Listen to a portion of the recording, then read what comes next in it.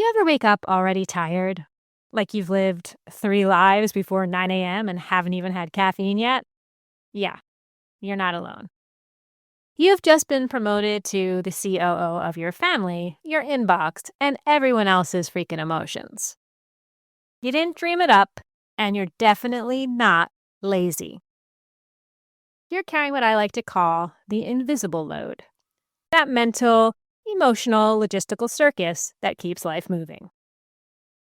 From remembering everyone's birthdays to knowing where the batteries live to planning dinner before breakfast, it's not being organized. It's unpaid labor with no applause, no PTO whatsoever, and absolutely zero snacks. So today, we're unpacking what this invisible load really is, why it's quietly wrecking your energy, and how to start setting it down without dropping every ball in your life. Because let's be real, we deserve lives that don't run on caffeine, guilt, and duct tape. And if you've ever wondered why you're so tired, even when you haven't done that much, this episode is going to hit home. All right, let's dive in. Welcome to the Love Your Naked Ass podcast, the Midlife Rebellion Edition. I'm your host, Kimberly Riggins, health and life coach, holistic nutritionist, and your go-to bullshit detector for all things midlife. If you've ever rolled your eyes at the phrase aging gracefully, you're my kind of rebel. Because midlife isn't about slowing down. It's about showing up, speaking up, and maybe flipping a few tables along the way. So grab your coffee or your cocktail. I'm not here to judge. It's time we raise some hell, laugh a little, and love our naked asses again. Let's do this.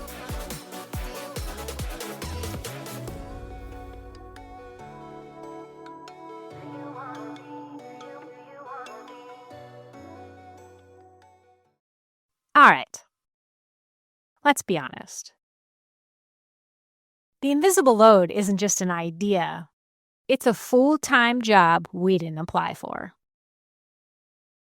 And trust me, do I have the stories to prove it? Because in my house, the invisible load has receipts. Let's start with Exhibit A, my lovely, gorgeous teenage son. This boy has a private hurdles coach, a personal trainer, regular track and field practices, and he's knee-deep in college recruitment, which basically means random meetings with coaches sprinkled in just to keep me humble. Yes, I said me. So picture this. I'm in New York City over the weekend, finally having a me day, getting ready to walk into a Broadway show, have a cute outfit on, trying to live my best life, when my phone buzzes. Mom, where am I supposed to be right now? Mind you, just know this child has access to the same shared Google Calendar that I do. The one with every practice, session, and meeting color-coded and time-stamped. And he's asking me, 15 minutes before he would need to be there, if he has something on his schedule. Now, what you don't know is 15 minutes is not enough time for him to get to any of these events.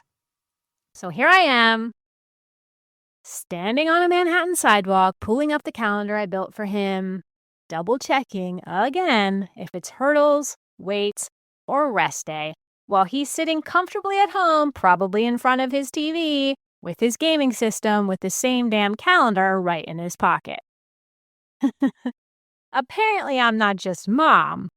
I'm the team manager, the scheduling coordinator, and he's a human alarm clock. All for a perfectly capable teenage boy.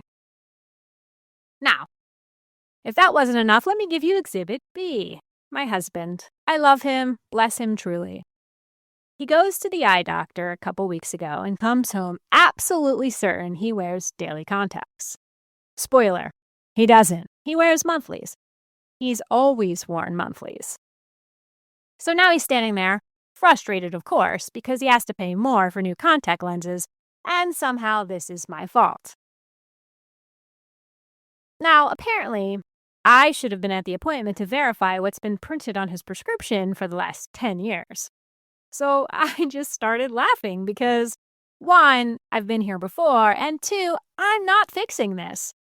So I told him, you should probably call him back. And of course, to make things worse, they have this wild answering service situation. So days later, he still hasn't gotten through. But here's the good news. While he's freaking out about his situation, I'm over here enjoying my peace.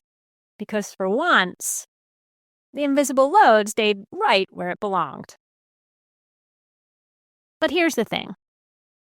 When you spend your life managing everyone else's details, you don't even realize how much space it takes up in your brain.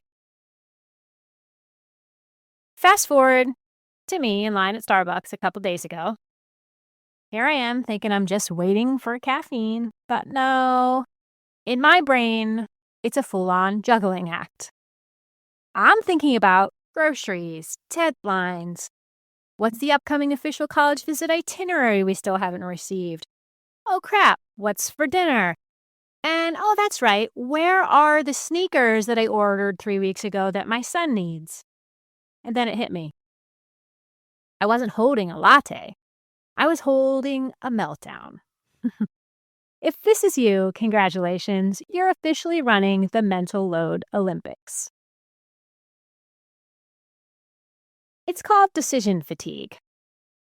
And it's essentially what happens when your brain has been making choices since the moment your feet hit the ground. And most of them aren't even for you. They say we make about 35,000 decisions a day. Big ones, small ones, emotional ones. What to eat, what to wear, how to respond to that one passive-aggressive email.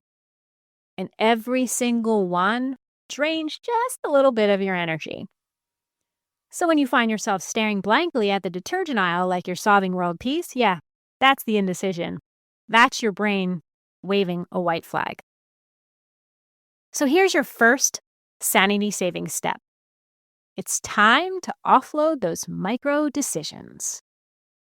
Automate what you can and batch what you can. Same breakfast every weekday? Genius. Meal plan once a week? Even better. Let someone else decide what's for Taco Tuesday, and don't you dare apologize for it. You're not failing. You're delegating. And that, my friend, is leadership. Now let's talk about the guilt, the greatest scam of adulthood. You know, that voice that whispers, "It's just easier if I do it myself." Yeah, that voice is lying to you.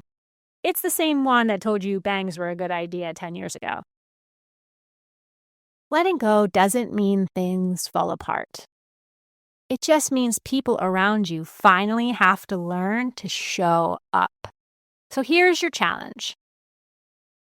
This week, delegate one thing that drives you batshit crazy. Let your partner pack the kids' lunches. Let your team handle the grocery list. Tell your team this one's yours. Even if it's not perfect, the great news is it's done. And I promise you, done is better than you quietly seething while doing everything yourself. Because burnout doesn't make you a badass. Boundaries do. And if you needed a sign to start saying no more, this is it. You're not a museum. You don't need to be open to the public 24/7. So start blocking what I call planned pauses. These are just little pockets of time in your day where you do absolutely nothing. Don't call it self-care, call it maintenance, because even machines need tune-ups. You don't need to overhaul your whole life to lighten the load. You just need systems and boundaries that serve you. Shared calendars, to-do apps, voice notes instead of text chains, just tiny shifts that give you back big chunks of peace. It's not about doing less. It's about doing what matters most with a mind that's rested enough to enjoy it. All right, Rebel, you know what time it is. Your bossy big sister's handing out some homework. So this week, grab a notebook, a Post-it, or go ahead, the back of a grocery receipt, whatever's closest. and write down 3 things you're mentally managing that no one else knows about. You know, the invisible stuff. Meal plans, permission slips, the college visit itinerary, who needs a birthday gift next week, all of it. Then pick one thing to either delegate, delay, or delete. Just one.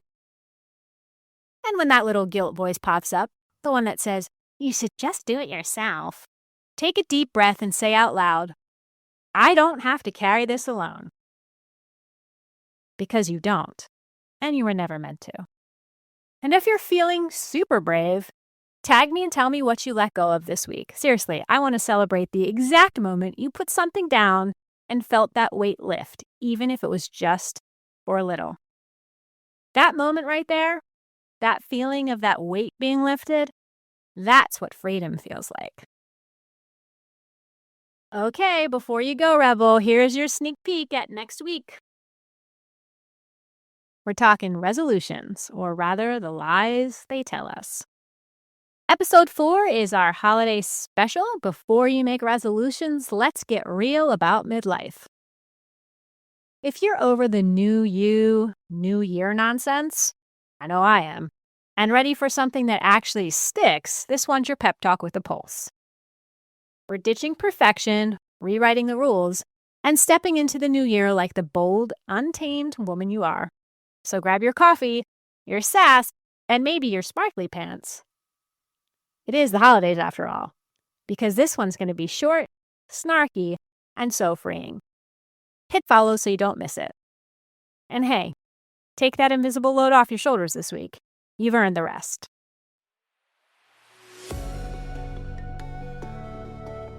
And that's a wrap for this week's episode of the Love Your Naked Ass podcast, the Midlife Rebellion edition. If you're loving the show, be sure to smash that subscribe button, drop a rating, or leave a review. Because we're not here to tweak the old narrative. We're here to torch it, rewrite it, and make damn sure every woman knows midlife is her prime. Don't forget to join me on Substack at Rebel Midlife, where we get raw, real, and a little rebellious about what it means to thrive in this chapter. I'm Kimberly Riggins, signing off with this reminder: midlife isn't a crisis, it's your comeback story. Catch you next time, Rebel.